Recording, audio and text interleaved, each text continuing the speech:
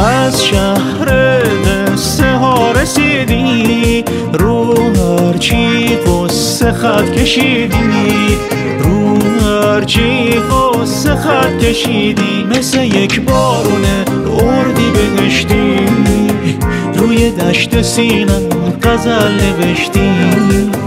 من کبیرم شبم تیره و تاره، تو چشات آسمون پر ستاره.